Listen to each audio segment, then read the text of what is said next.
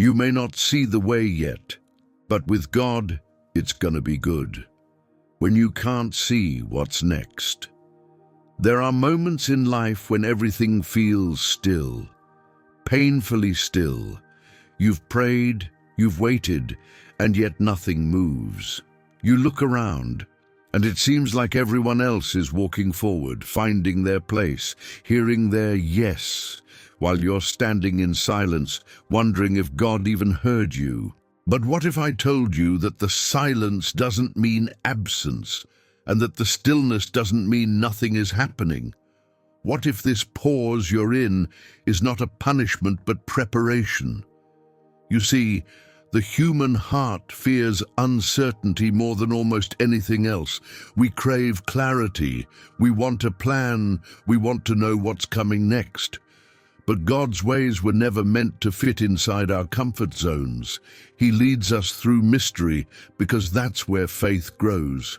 Abraham didn't know where he was going when God called him. He just obeyed. Hebrews 11 verse 8 says, "By faith Abraham, when called to go to a place he would later receive as his inheritance, obeyed and went, even though he did not know where he was going." That's not confusion. That's trust. Sometimes the reason you can't see the way forward is because God hasn't revealed it yet, not because you're doing something wrong, but because He's still shaping the person who's going to walk that path. You're not being delayed, you're being developed. And the silence you're hearing is not God ignoring you. It's Him speaking in a different language, the language of time, of process, of divine patience. There's something sacred about this in-between space, this space where nothing seems certain, but everything still holds purpose. This is where God does His deepest work, hidden from your eyes, but alive in His plan.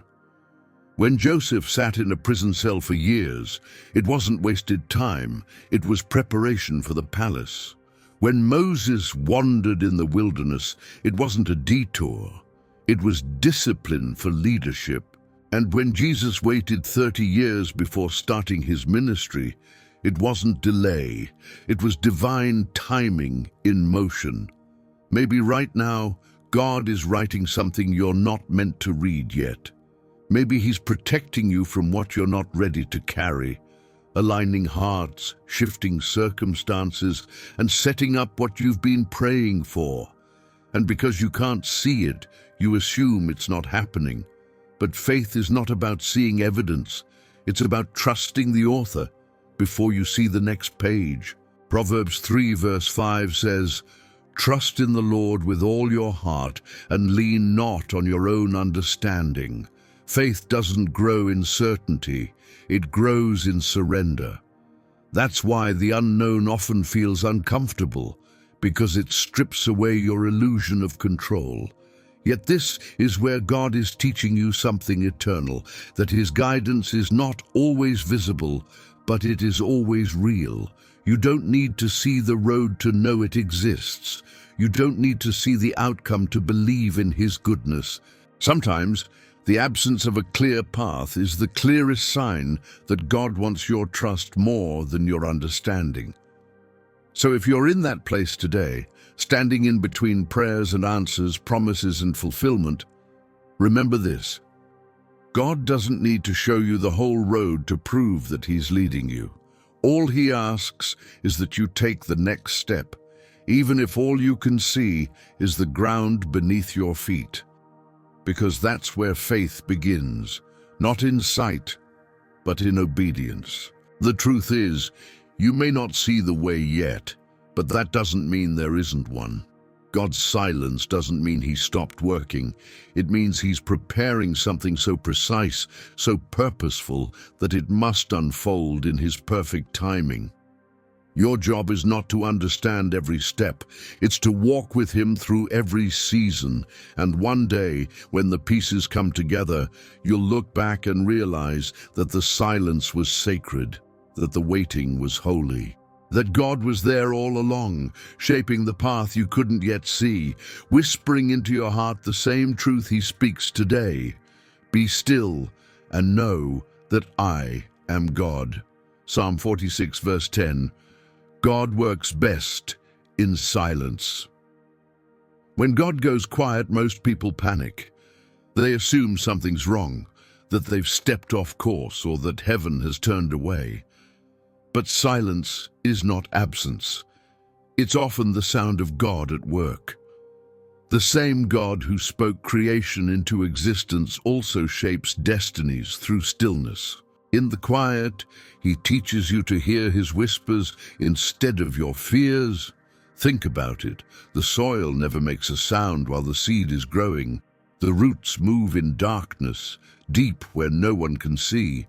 Yet when the time is right, life breaks through the surface. That's exactly how God works. You may not see progress, but beneath the surface, something sacred is taking place. Psalm 37 verse 7 says, "Be still before the Lord and wait patiently for him." Waiting doesn't mean doing nothing. It means trusting that while you pause, heaven moves. Sometimes the reason God hides his work is because visibility can destroy development. If you saw everything he was doing, you'd interfere. You'd rush ahead. You'd try to carry what isn't ready yet. So, he conceals the process, not to punish you, but to protect what he's preparing. He hides you while he builds you. Every closed door, every delayed answer, every quiet moment is part of a divine strategy. He's refining your faith, not your schedule. The truth is, silence is God's training ground. It strips away your dependence on feelings and forces you to trust his word alone. Feelings change with the weather. The word endures forever. In the silence, you learn the difference between God's voice and your own anxiety. You start to realize that faith isn't built when you hear him clearly. It's built when you trust him deeply.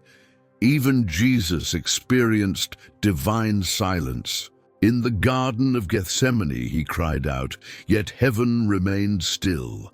And in that stillness, redemption was being written. The cross didn't look like a plan unfolding, it looked like a promise dying. But 3 days later, heaven revealed what silence had been hiding. Resurrection. God didn't speak through explanation. He spoke through evidence. When you feel forgotten, remember that your silence might be your seed season. The roots are growing even when you can't see them. The foundation of your next chapter is being poured while you're still waiting in the dark. God works in layers you can't perceive yet. What feels like stillness to you is strategy to him. The delay you hate may be the exact timing that saves you. So don't curse the silence. Cultivate it. Let it draw you closer to prayer, not panic. Ask not, why isn't God speaking, but what is God shaping in me while he's silent? Faith isn't proven when the answer comes. It's proven when the answer doesn't, and you still believe. Isaiah 30 verse 15 says, "In quietness and trust is your strength." That's where your peace lives, not in knowing what's next, but in knowing who holds it. Because one day, you'll look back and realize that the moments you thought God was quiet were the very moments he was aligning everything in your favor. You'll see that what looked like a pause was actually precision, and you'll thank him not just for the breakthrough, but for the silence that built your faith to receive it. When faith feels like blindness. There comes a point in every believer's journey where faith stops feeling inspiring and starts feeling impossible. You've trusted, you've obeyed, you've prayed, but the longer you walk, the less you see. It's like moving through fog with no map, just a quiet conviction that God is somewhere ahead. That's when faith starts to feel like blindness. Yet that's also when faith becomes real. We love the idea of faith when it's rewarded quickly, When prayers are answered, doors open, and confirmation is everywhere, but real faith isn't proven by what you can see, it's proven by what you do when you can't. 2 Corinthians 5 verse 7 says, "For we walk by faith, not by sight." Those words aren't poetic, they're practical. Walking by faith means trusting without proof, moving without clarity, believing when nothing around you validates that belief. The human mind wants certainty because it's afraid of loss. It says, "Show me first, and then I'll trust." But the kingdom of God works the other way. Trust me first, and then I'll show you. God hides the next step not to frustrate you, but to form you. He's teaching you how to follow his presence, not your preferences. When he guided Israel through the wilderness, he didn't give them a detailed map. He gave them a cloud by day and fire by night, enough light for one step at a time. That's how he still leads us today. Just enough to move forward, never enough to feel in control. Faith feels like blindness because it dismantles the illusion that you're steering your own life. It forces surrender. It demands courage when the path disappears. But this kind of blindness is not ignorance. It's intimacy. It's walking close enough to God that you no longer need to see the road. You only need to hear his voice. John 10 verse 27 says, "My sheep hear my voice, and I know them, and they follow me."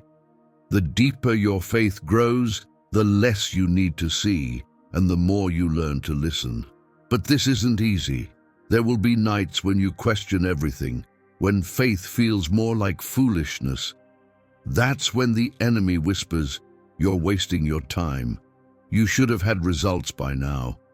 Yet even Jesus' disciples faced this tension. Peter walked on water as long as his focus stayed on Jesus. The moment he looked at the storm, he sank. It wasn't the storm that defeated him, it was sight. He shifted from faith to fear the moment he trusted his eyes more than his God. When you can't see the way, remind yourself, God hasn't called you to understand, he's called you to trust. The unseen path is not punishment, it's preparation for a greater revelation. Every step you take without seeing strengthens your spiritual vision. Every unanswered prayer deepens your reliance. And every delay is a classroom where God teaches dependence over direction. So when faith feels like blindness, don't stop walking. Keep moving, even if all you can manage is one prayer, one breath, one step at a time. Because in the kingdom, what feels like blindness is actually training for vision. You're learning to see with your heart, not your eyes. And when God finally reveals what he's been preparing, you'll realize that every unseen step was guided by his hand all along. Hebrews 11 verse 1 says, "Now faith is confidence in what we hope for and assurance about what we do not see." That's not a definition. It's an invitation to keep believing even when you feel blind, because the God who called you forward is already waiting at the destination. Every delay has design. When you live by faith, delay is one of the hardest tests to endure. You pray, you plan, you wait, and still nothing seems to move. The door stays closed. The answer doesn't come. The opportunity passes by. And somewhere in the tension between expectation and disappointment, you begin to ask, did God forget me? But what if delay is not denial? What if the waiting is not wasting time, but building timing?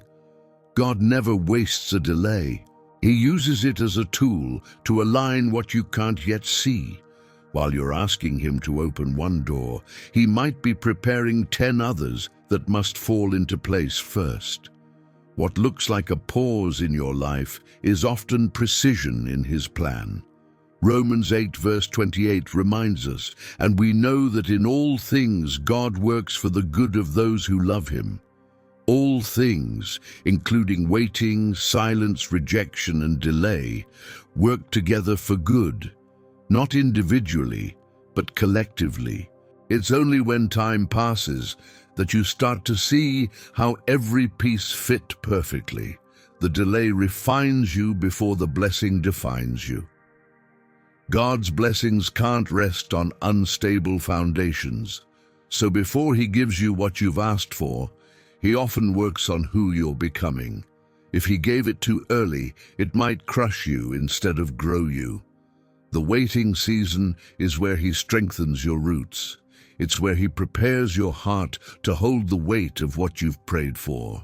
David was anointed as king long before he sat on the throne, because destiny requires maturity, and maturity is born in delay.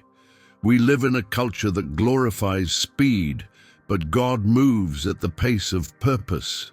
The world says, if it's not happening now, it's failing. God says, if it's not happening now, it's forming. Your delay is not a sign of distance. It's a sign of design. He's orchestrating things that must align across people, places, and time. You may not see the threads, but He's weaving them together in silence. Sometimes God holds back what you want to protect what you need. Consider Joseph, sold by his brothers, forgotten in prison, abandoned by those he helped. Yet every delay carried him closer to destiny. What looked like betrayal was direction. What seemed like loss was setup. The prison was not punishment, it was the path to the palace. When God finally elevated Joseph, everything made sense in one moment. Genesis 50 verse 20 captures it. You intended to harm me, but God intended it for good. That's the power of divine delay. It turns what hurts into what helps. The delay also reveals your trust. It's easy to praise God when things are moving quickly, but can you still worship when time stands still? Waiting exposes whether your faith is rooted in God's goodness or in your need for control. When nothing changes, you learn what it truly means to surrender. You stop striving and start believing. You move from asking when to declaring, whenever you're ready, Lord, I'll still trust you. Delay builds spiritual endurance. It teaches you to walk with God's pace instead of running ahead in panic. It reminds you that you're not forgotten, you're being prepared. Galatians 6 verse 9 says, let us not become weary in doing good, for at the proper time we will reap a harvest if we do not give up. Notice the phrase, at the proper time. Not your time, not their time, God's time. And when that moment arrives, no force on earth can delay it a second longer. So while you wait, stop seeing delay as the enemy. See it as evidence that God's hand is still writing your story. What feels like nothing is actually something. What looks like silence is a divine setup. Trust His timing, even when it challenges your patience, because one day you'll realize that every delay was a bridge, connecting where you were to where God was taking you. Every unanswered prayer was leading you toward an outcome far greater than the one you imagined. Every moment of waiting had purpose, and every purpose was good. You'll see why later. There's a moment, often long after the storm has passed, when you finally begin to see the pattern in what once looked like chaos. It's in that moment you understand that what felt like confusion was actually divine choreography. God had a reason for every unanswered prayer, every detour, every season that made no sense. But revelation always comes after obedience. You see why later, never before. Hindsight is heaven's magnifying glass. It reveals the fingerprints of God on everything you once thought was random. When you look back, you realize He never left. Every disappointment redirected you. Every heartbreak taught you dependence. Every no protected you from something smaller than what he planned. That's why Proverbs 16 verse 9 says, "In their hearts humans plan their course, but the Lord establishes their steps." You think you're choosing the route, but he's been guiding your journey through every turn. It's hard to grasp this while you're in it. When life breaks your plans, it feels like loss. But later, you recognize that the same moment that felt like the end was the beginning of something better. God doesn't waste pain, he repurposes it. Joseph's betrayal built his wisdom. David's wilderness forged his courage. Ruth's loss led her to destiny. What connects them all? They trusted before they understood. They believed before they saw.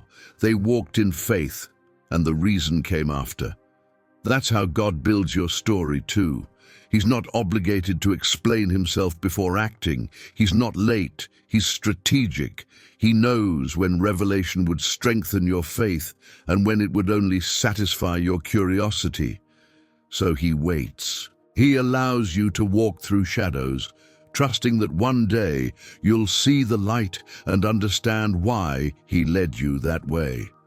Faith without explanation becomes the birthplace of intimacy, because you stop chasing answers and start chasing him. Looking back, you'll notice how he used even the smallest details. The job you didn't get, the relationship that ended, the prayer that went unanswered, all of them were threads in a greater tapestry.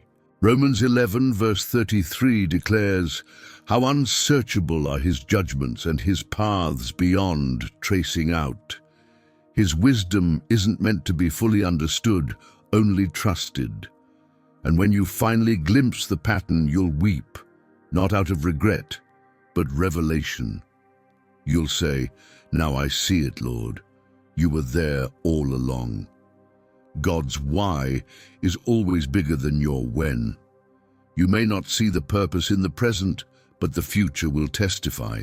What you're living through today could be the story that strengthens someone else tomorrow. That's why your waiting matters. That's why your surrender has meaning. Nothing you walk through is wasted when your life belongs to God. He redeems even the pieces that seem broken beyond repair. So hold your peace in the mystery. Trust that there's a reason even if you don't have a revelation yet. Because faith says, "I don't need to see the full picture. I know the painter."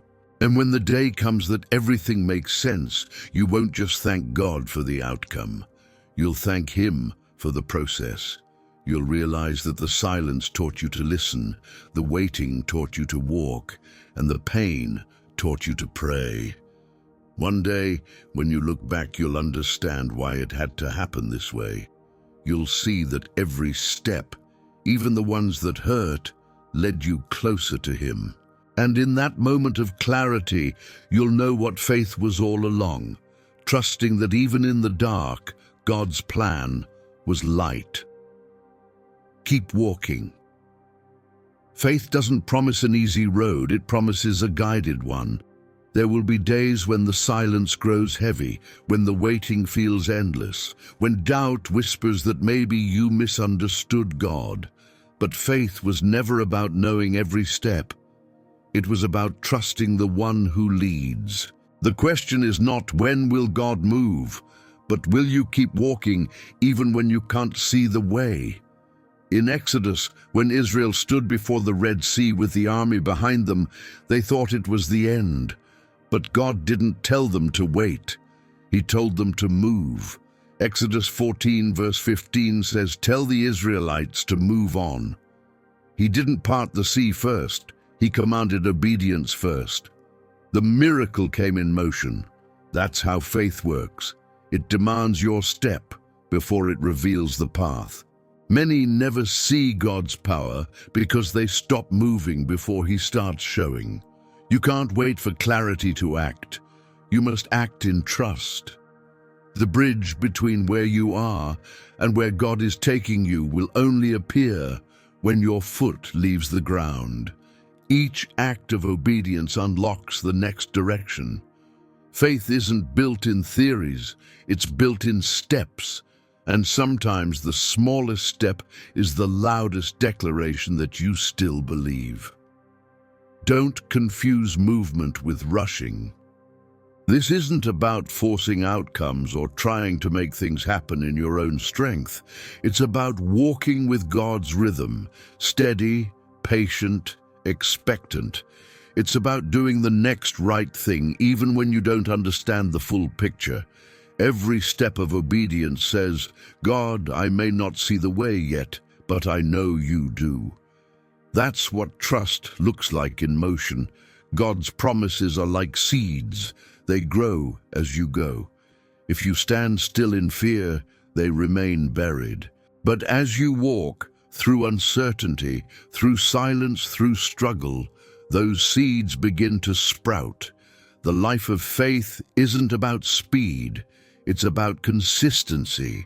Keep showing up, keep believing, keep walking.